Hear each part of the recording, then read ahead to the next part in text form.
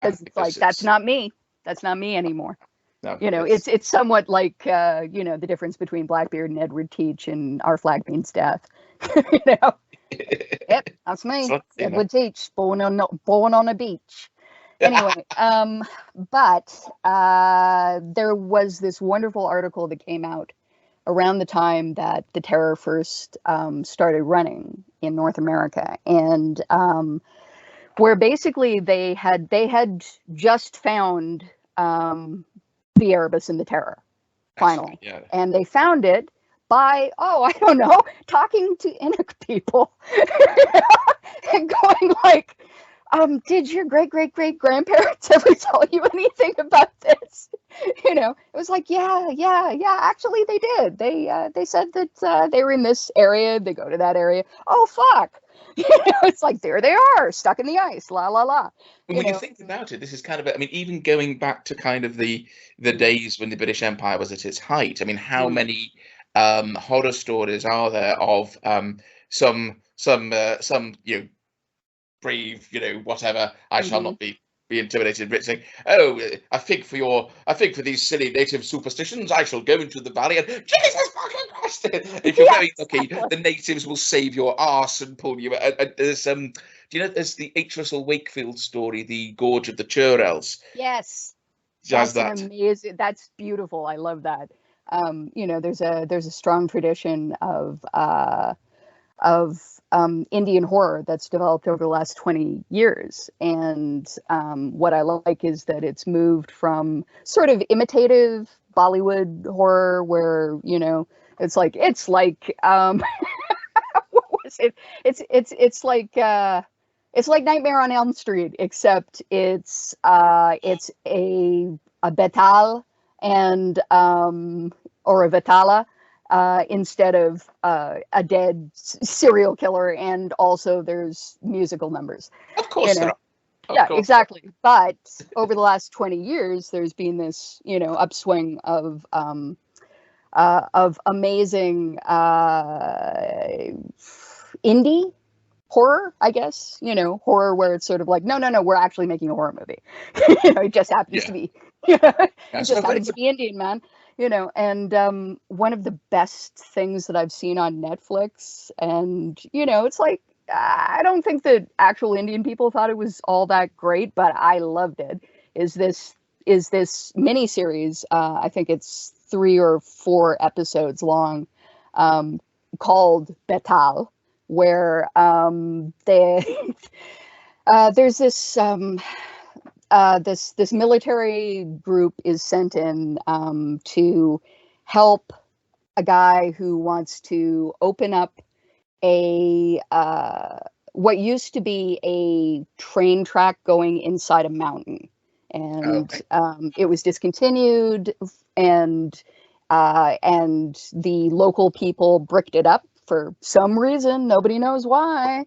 Okay, so it turns out that if you do this, what's inside the mountain is not, say, you know, an easy route from A to B, you know, or, I don't know, gold or, you know, minerals or whatever the fuck. No, what's inside the, inside is a big group of Scots redcoats who've been there since the Indian Mutiny. Oh, shit. Led by a guy who was a straight up Satanist and has managed to make himself into a betal, which is a type of vampire. Makes sense. Yeah, and you know, so you get these zombified redcoats coming out of the, you know, it's like I like that. With pipe and drums, you know. Oh, fucking brilliant. You know, shooting fucking muskets at people. It's amazing. And yeah, I was just like, yes, woo.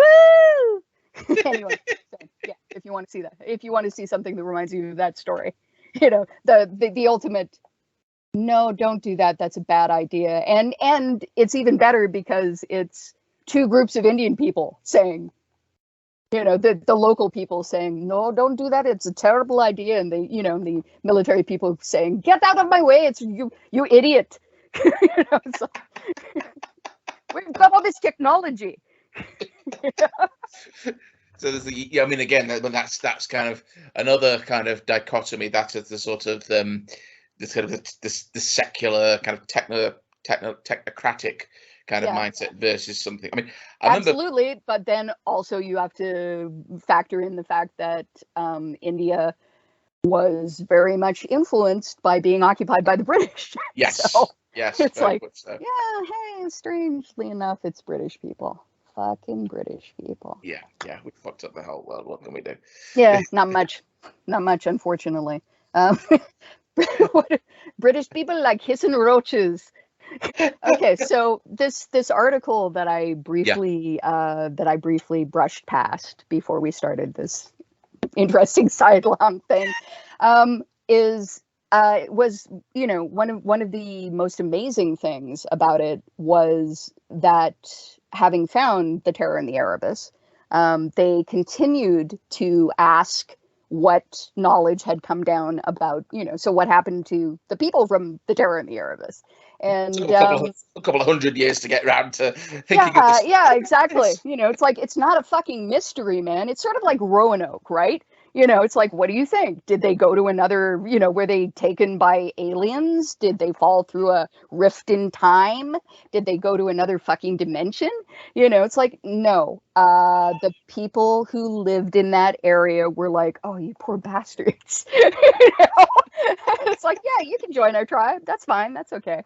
And in this particular case, there were a lot of tales that came down from ancestors where they were like, well, yeah, we saw a whole bunch of people who kind of looked like zombies. They looked like dead people. They were all, kind of, everything was falling off and their clothes were all fucked up and they looked like they'd been eating each other and they were, really, really thin and they were, and so we hid because we were like, no. It's like, and you said, oh, the White Walkers. I'm like, exactly. That is exactly what that was. It's like, we just went, yeah, I don't know where you guys are going, but you better get there soon because can't do nothing for you, man. It's really, yeah. And it didn't have to get that way. It just did not have to get that way. All you had to do was to, be like, oh shit, we're poisoning ourselves. Maybe we should talk to some Inuk people. Yeah. People who've actually been living here for generations. Yeah. Excuse me, is that maybe some food that we could purchase from you, or perhaps something that we could hunt and eat? It's like, you'd have to speak French, maybe. That could not possibly be a good idea. Yeah, it always reminds me of the bit in Indiana Jones and the Last Crusade where the only person who's they've got him and they've got Sean Connery, and the only person now at large who can possibly help them is Denholm Elliott's character, and he's like, oh, he knows the whole area, he speaks all the customs, he speaks a dozen languages like a native, he'll blend in and you'll never catch him. Cut to Denholm Elliott wearing a white linen suit with a parasol. I say, does anybody here speak English? Yeah, exactly. So very sad, obviously. But yeah, she said cackling, but that's what horror does for me. Anyways, wonderful series, and very different from the book in a lot of ways, which I actually think are improvements. Which is the best kind of adaptation for me. Maybe I wouldn't think the same thing if I was Dan Simmons, but he's doing fine. So he doesn't really have much to complain about. Except for the things he complains about. Yeah, he manages. He's okay. He's like, yeah, somewhat like James Elroy talking to somebody who was like, oh, Hollywood took my book and they fucked it up. And I said, well, you took the fucking money, didn't you, cocksucker? Yeah. Yeah. Or indeed Uncle Stevie being like, no, my books aren't ruined. They're up there on the wall. Yeah, exactly. It's like, nobody did anything to my books. Yeah. Okay, so let's talk about some other stuff. Yeah. We have brushed past In the Mountains of Madness. In the Mountains of Madness pretty much premiered the idea of, no, there's stuff in Antarctica. Except it was all just made by aliens from another world. Yeah. And there are who worship even bigger aliens who live outside the bubble of the universe, and and made these weird Shoggoth things. Bioengineered them basically, and then the Shoggoths turned on them. So if you go to Antarctica and you go far enough, just far enough, you can hopefully come into an area where amazing cities are made of snow and shit. I'd love to know where those cities made of snow are, since now that we have mapped all of Antarctica. Yeah. I suppose it was still the last great it was the last unexplored sort of. Yeah, and that was like in the 30s. So I mean, there's still amazing things, obviously, at either end of the world. Although in some cases, the amazing things, and this is even more cosmic horror, the amazing things are things like, a hole in the ozone layer, hey, and, pretty soon, large parts of it are going to melt, and then then the water level will rise, and I will be living on the 8th floor of what used to be a condo building and is now mainly underwater. Jesus. I know. Well, that's what happens when you live in a city that already had to go into the lake and build a lake shore. It's like we're all in the same rapidly heating pot. God damn it. Anyway, must be a good time to buy a boat to save up for a boat. Yes, exactly. But some other stuff that I can absolutely recommend in terms of films, The Thing, in terms of short stories, The Things. Yeah. You talked about Cold Prey, which you see an echo of the Jotnar. The Jotun, Loki's people, big and ugly, except for him, because he got that Sather, that sexy Sather. He didn't look like, the guy in the King in Cold Prey did not look like Tom Hiddleston, it has to be said. Strangely enough, but then nobody on Jotunheim looks like Tom Hiddleston, except maybe for his dad, because he was Colm Feore. And we were also talking about Antarctic Journal, now on Tubi, very much worth your time. A book that I'd like to graze past is Dark Matter, a ghost story by Michelle Paver. Michelle Paver has written some of the best, I guess, modern ghost stories that I can think of, aside from, Jesus, Barbara, no. Susan, the woman in black, Susan Hill. Susan Hill, yeah. Yeah, aside from Susan Hill, I think Michelle Paver's written some of the best examples of these. And Dark Matter is told from the point of view, through diary entries, from the point of view of a guy who gets onto a very small expedition up near the Arctic Circle. They're doing a physics experiment, and through a series of mishaps, he becomes the only person who's left to hold down the fort, literally. After one guy develops appendicitis and has to be brought south to be operated on. And it turns out that this place, Gruhuken, is haunted. A couple of people tried to imply that to them, but them being British, they've been like, I don't know what you're talking about. Just stop it. Meanwhile, our poor hero is left alone in the dark with nobody but the sled dogs for company and this fucking ghost. Yeah, it's been a while since I've read it, but I do remember being decidedly creeped out. There's actually an amazing adaptation that Audible did.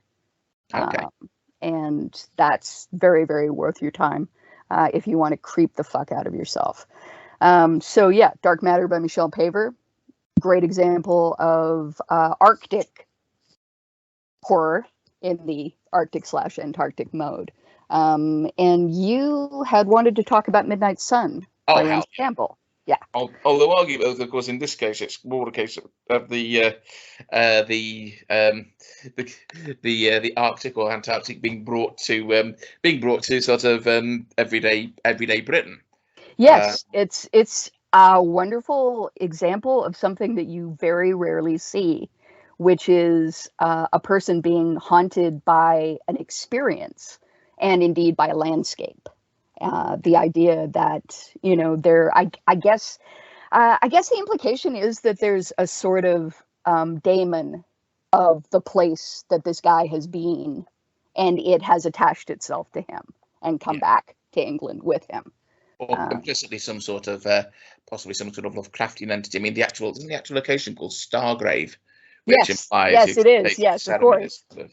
Yeah, he's like, oh, something fell from the sky, and you know, who knows? Yeah, how could? Yeah, I don't know. You know, well, you know, might have looked like a meteorite up to a certain point, and then. Yeah, it's like, who knows? Could have been a fungus, could have been spores, could have been, could have been. There have been some really amazing sort of recent attempts at a similar sort of horror. At least one of them ended up on Nightmare, I think, the Nightmare podcast. Oh God, what was it called? So it was in Nightmare magazine, female writer, and the story itself, it's called something like A Place Where Things Fall from the Sky. And actually, again, built around a queer relationship. But yes, I remember that very clearly. So this is an idea that attracts a lot of people, and understandably so. Like I said, it's, as you said, it's survival horror.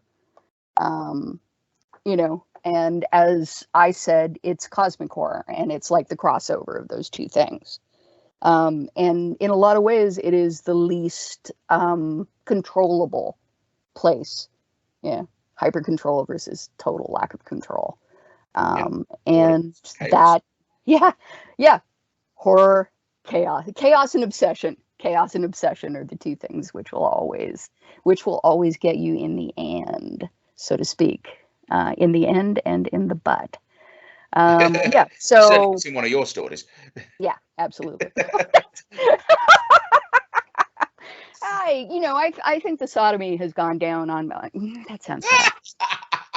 The overall quota of sodomy has gone down in my work. One book I really enjoyed was Cold Earth by Sarah Moss. I really must reread that one, because but it's not an explicitly supernatural novel, but there's definite tints of it. It revolves around a scientific expedition, that's an archaeological expedition to Greenland, to the site of the old Viking settlements. But each section is narrated by a different member of the party, who've all brought their own kind of baggage with them. And at the same time, a pandemic has broken out.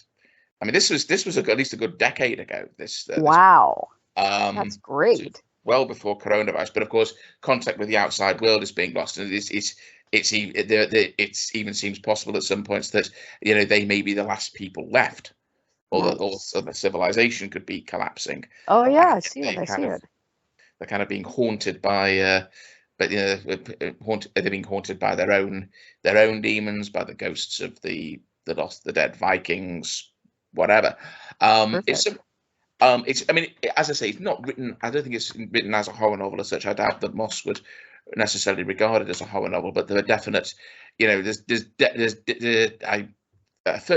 first couple of novels, that and Night Waking, were both I thought really great, and I've been meaning to read Ghost Wall, which is one of the more recent ones. Yes, Ghost Wall has been recommended to me by many people. I have it on my Kindle.